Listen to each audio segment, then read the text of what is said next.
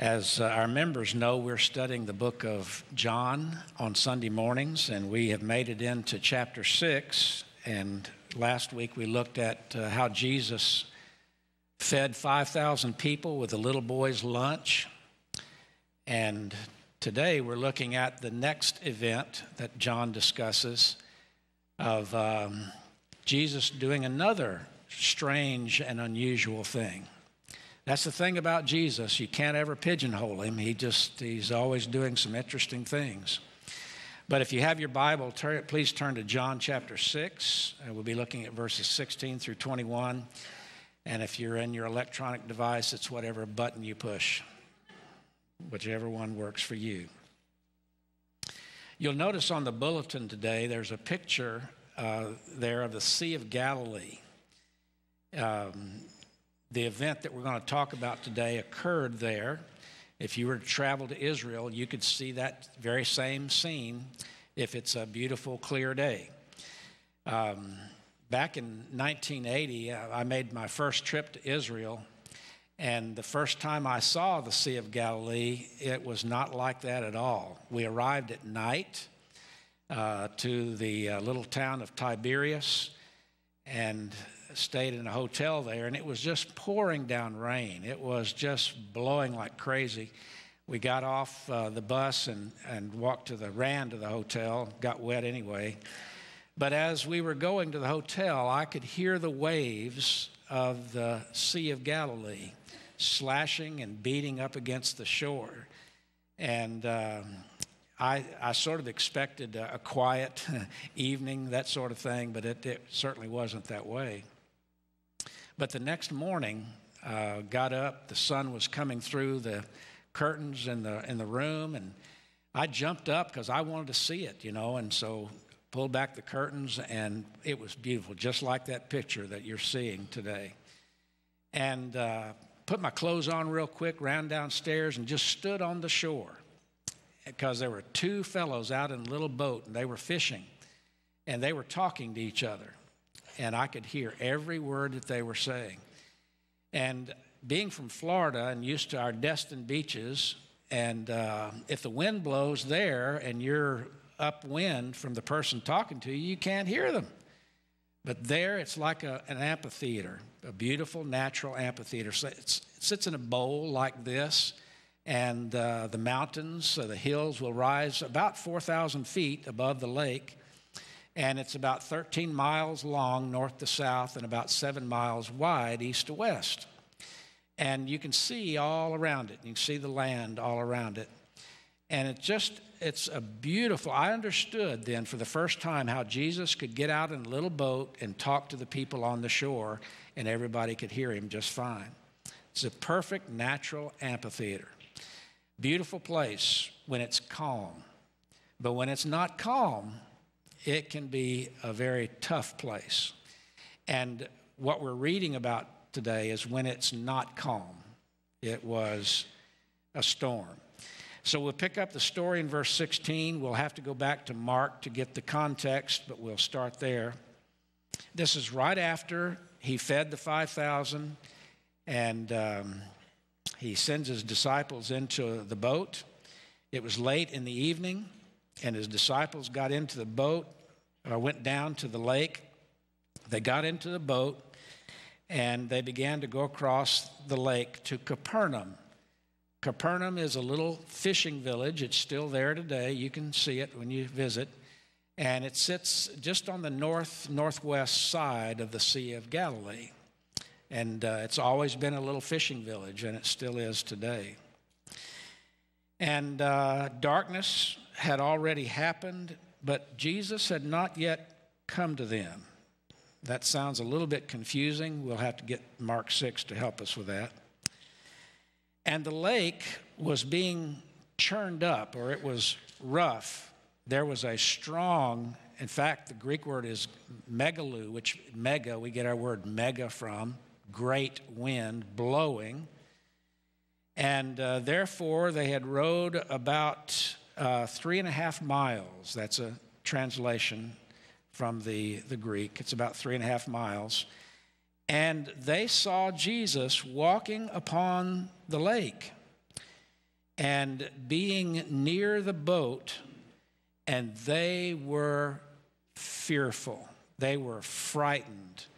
Mark's version will use a different word to describe it. Terrified. Scared, stupid is our modern vernacular for this word. And he said to them, and most translations will say, it is I, or I am he. It is simply, I am. I am. Do not be afraid, or stop being afraid. And therefore they were willing to take him into the boat, and immediately the boat was upon the land unto which they were going. Now, Matthew, Mark, and Luke does not have this story, but Matthew, Mark, and John. And of the three, which one do you think is the longest? Have any idea? You got three choices. It's Matthew. Matthew's is the longest. It also contains the story about Peter asking, Lord, bid me to come to you on the water. Mark is the next longest, and then John is the shortest of all the three. Interesting, because John's narrative stories are usually rather lengthy, but this one is very, very short. And so we have to have help from Matthew and Mark to get the full context of it. So let's go to Mark chapter 6 and pick up a bit more of the context. As you're turning there, Mark chapter 6, verse 45, I've entitled this, The Storms of Life. And it's really interesting to me, when I started the series back in January of the Gospel of John, I had no idea that these two passages would come last Sunday and this Sunday. I had no idea what we would be facing as a church in the storm that we are now facing. Verse 45, and immediately he made, that's Jesus, he made his disciples get into the boat and to go across to Bethsaida. That was the near place that he wanted to meet them, or he planned to, while he sent away the crowd. These were the people that he had just fed, 5,000 or more. It takes a while to say goodbye to 5,000 people, I'm thinking. There had to be somebody stop and say, Jesus, I really want to thank you for that meal. That's the first one I've had in several days. People stopping talking to him. So he had to spend some time there with them as he released them. But he got the disciples out of there pretty quick. Why was that?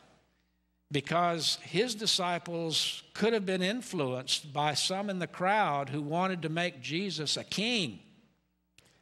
They found that he could feed people. If they had soldiers, he could feed them. If they were wounded, he could heal them. Man, what a great political leader, military leader we could have. And Jesus wanted to get his disciples away from that, because that was not the Messiah that he was going to be. So he said, get into the boat. I'll catch up with you later. So Bethsaida was the near term. Capernaum was the ultimate destination. While he was dismissing the crowds, and having said goodbye to them, he went up into the mountain to pray. Isn't that interesting? All this big event, feeding these 5,000 people, him being so popular, they want to make him a king. He goes up into the mountain by himself to pray. Why is that? Because Jesus faced a temptation here. He was being offered something that would have been tremendous.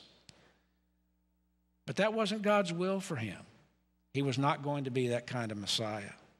So he goes up and prays, asks God for help and direction. And then while he's there and he's praying, he sees them struggling hard in rowing, for the wind was against them, contrary to them. I've never done any sailing. I don't plan on it. I'm a ground kind of guy. But sailors going into the wind in a sailboat is a tough road to tow. Tough oar to row, a hoe. Or something like that. I don't know. Mixing my metaphors here. And it was the fourth watch of the night. That was somewhere between 3 and 6 o'clock in the morning. Dead of night. And he came to them walking upon the lake. And he was desiring to pass by or pass before them. Now, if you just take that on its surface, it sounds like Jesus just wanted to go way past them. But that's not what this term refers to. It means to pass before them to reveal something about himself. Jesus came walking on the water to reveal himself to those disciples because their minds had been played with. They were wanting him to be a political, human Messiah. And Jesus said, no, I'm not that at all. I'm going to reveal myself to you. And so he wanted to pass, very similar to what Moses wanted. Moses wanted to see God in his glory. And God says, well, listen, you stand by this rock and I'll pass before you and you will see my backside, my glory. Isn't that interesting? Couldn't see his face. And so, and seeing him walking upon the lake, they thought he was what? A ghost. The Greek word is phantasma. We get our word fantastic from this word. Something strange and weird and fantastic. So much so, they cried out. They were scared stupid. For they all saw him and they were terrified. This is Mark's word. They were terrified. John says they were fearful. And immediately he spoke with them and said to them, be of good courage. I am. Do not be afraid. So Mark's context helps us with some of the statements that John has about this event. The first truth I want you to see out of this is Jesus sees us in our struggles. He sees us in our struggles. Here he is up on the side of a mountain praying, and he sees them in their boat out there at night. Has he got x-ray vision? I don't know what kind he's got, but he sees them. This is a miracle. He's revealing something of himself. And so he sees them as they're out there in the middle of the lake. And it's windy, and the waves are up, and they are trying as hard as they can to grow. Isn't that interesting? That darkness did not keep Jesus from seeing them. In John's gospel, night and darkness is taken two ways. It's literal and it's symbolic. Remember, Nicodemus came to see Jesus at night. He was coming out of spiritual darkness to the light. Remember, Judas, who betrayed him at the Lord's Supper, said he went out and it was night. He was walking into spiritual darkness. But darkness did not keep Jesus from seeing them. And for you and me, whatever darkness we may be experiencing does not keep Jesus from seeing you and me. Could be that some of us are struggling with mental darkness, some question or some understanding you don't have an answer for. Have any of you asked yourself or asked God, why did Dennis Brown die at the age of 62? I've asked that question. I've asked it. You know, there are some drug addicts and drunks that live to be 80 or 90 years old. Why do they get longer life and our Dennis didn't? We could be experiencing some mental darkness, or it could be emotional, depression, anxiety, sorrow, and pain. Listen to Psalm 139, 11 and 12. Here's what God can do. If I say, a person, the psalmist, surely the darkness shall cover me, and the light about me be night. Even the darkness is not dark to you. The night is bright as the day, for darkness is as light with you. Because Jesus is God in the flesh, he is able to see through that darkness for the disciples, and he's able to see through the darkness that you and I have and see us in our struggles. Not only does he see us in our darkness, but also our toil and our exhaustion. He sees and understands. Now, these guys were seasoned fishermen. This is what they did for a living. And they're out there rowing. They've probably got strong muscles, but when you're going against the wind, it's hard. And they have been toiling for some time, and they've only made it about halfway across the lake. He sees your toil and your exhaustion, and he understands. In my first little church in Kentucky, the first year I pastored there, we lived on campus and drove to the church on Sunday, on the weekends, and on Wednesday night. It was about an hour-and-a-half drive one way. Well, about 3 months into it, this would have been the summertime, we drove down one Wednesday night for prayer meeting, and nobody showed up. I mean, we were a thriving church of about 40. We were a strong, going, thriving church at 40 people. But nobody came that night. Not even a cat. There was a cat that came occasionally to our church. The cat didn't even come. And boy, we started feeling sorry for ourselves. Nancy cried. I wanted to cry, but I was the man, I ain't going to cry. I'm a man. But a song did come to me, and I'm not going to sing it for you, believe me. But here are the words. I traveled down a lonesome road, and no one seemed to care. The burden on my weary back had bowed me to despair. I oft complained to Jesus how folks were treating me, and then I heard him say so tenderly, my feet were oh so weary as I walked the Calvary road. The cross became so heavy, I knelt beneath the load. Be faithful, weary pilgrim. Your journey I can see. So take your cross and follow close to me. We finished out the prayer time, and we got back in our car and drove back an hour and a half. Sad, but yet we knew Jesus was seeing our toil. And he sees yours too. That's one thing I want you to see from this story. He sees us in our struggles. The second is this. He comes to us in our struggles. He comes to us. We find him come walking on the water, and he desires to pass before them, to reveal his glory. But sadly, they have become like their circumstances. Mark has the word. They were stirred up, just like the water, the lake had been stirred up. If we're not careful, we can let our circumstances dictate our actions and our beliefs and our behavior. And we become like our circumstances. But Jesus comes, and he wants to reveal his person, who he is. Notice he says two words, I am. I am.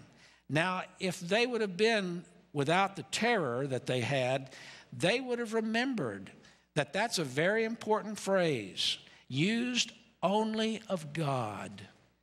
In Exodus chapter 3, verse 14, Moses, he's trying to, after God says, I want you to go and lead my people Israel, and he said, well, now, what's your name? So that when I talk to them, they'll at least know who you are.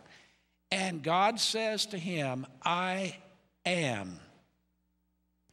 And I am the one who is sending you. The Hebrew word has the verb being caught up in it. I am. I exist. I am the one who continually exists. The eternal God. This is my name. And Jesus is claiming this for himself. Remember John's gospel? In the beginning was the Word, and the Word was with God, and the Word was God, and the Word became flesh and dwelt among us. Jesus, by saying, ego eimi, I am, is a reference to God, the eternal God. He is wanting to show his presence to those disciples. You're not just dealing with somebody that can feed a bunch of people. You're dealing with somebody who can walk on water. And only God has the authority and the ability to do that. Listen to Job chapter 9, verse 8. Who alone stretched out the heavens and trampled the waves of the sea? Job 38:16. Have you entered into the springs of the sea or walked in the recesses of the depths? Only God can do that, and Jesus is demonstrating that. But not only his presence, his peace. The next thing out of his mouth, do not be afraid. Don't be afraid. I've got this, is what we may say today in modern vernacular. I've got this.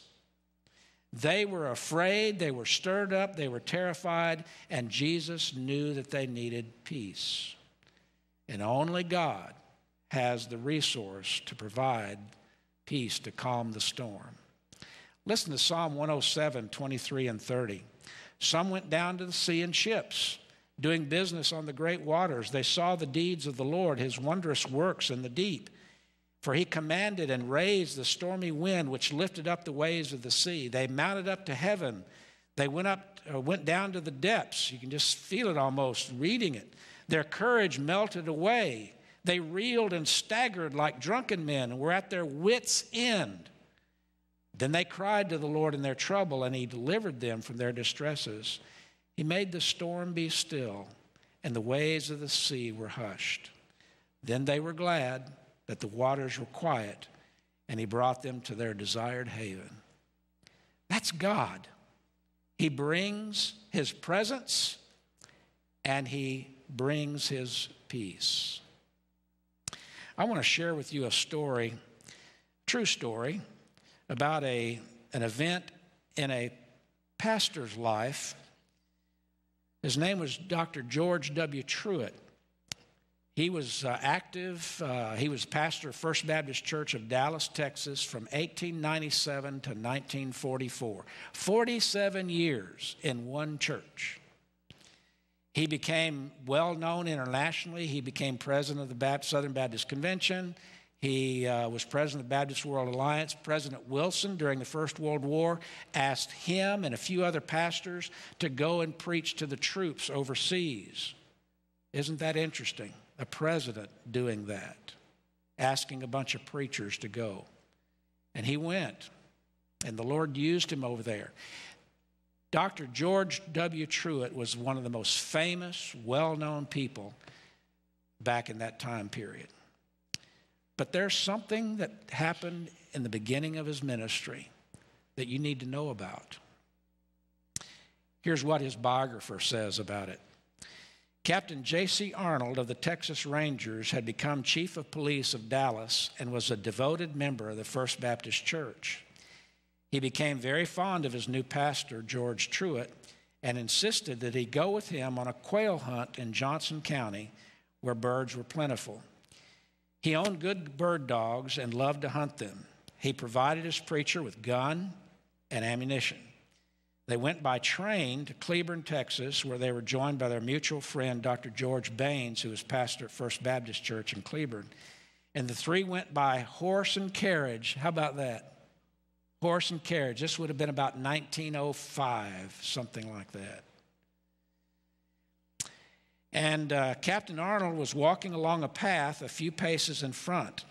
Truett shifted his gun from one arm to the other, and in so doing, the trigger on the hammerless gun was touched. A load of bird shot struck Chief Arnold in the calf of the leg. It was not a very bad wound, but almost instantly, George Truett had a premonition that it would prove fatal despite the smiling efforts of Captain Arnold to make light of his wound. It was several hours before they reached Dallas. Doctors and nurses said it was not a very serious wound, but their words failed to reassure or comfort Pastor Truett. He was in an agony of anxiety and self-condemnation for what he regarded as his carelessness in handling the gun. He paced the floor day and night. He was unable to sleep, and he ate practically nothing. A visit to the Arnold home added to his agony of spirit in spite of the cheerful words of doctors and nurses. From the first, he sensed that Chief Arnold would not recover. He sought to comfort Mrs. Arnold, who also was a faithful member of the church, but he realized how empty his words must sound. His wife, Mrs. Truett, was wonderful in her calmness. Had it not been for her sublime Christian understanding, surely his reason would have left him. The hour for the Wednesday evening prayer meeting came on, and a large group met and prayed, both for the wounded member and for the heartbroken pastor. All prayers at the church that night were for the consolation of their beloved pastor and the recovery of Chief Arnold. But neither their prayers nor those of the pastor availed. That night, Mr. Arnold died, not of blood poisoning, but of a coronary thrombosis. All Dallas was shocked at the sudden and unexpected death of their chief of police. Apparently, no one except George Truett had thought he might die. The funeral was held in the auditorium of the church and was attended by a great throng. The funeral message was given by the cherished friend of both men, Dr. George Baines. Truett's father and mother came to Dallas from Whitewright, Texas, and Judge and Mrs. Jenkins, his wife's parents, came from Waco. Their broken-hearted children needed them. Messages of sympathy for Pastor Truett poured in from all over the city and state and beyond. But he felt that he was done for, that he could never preach again because of the tragic death of his dear friend.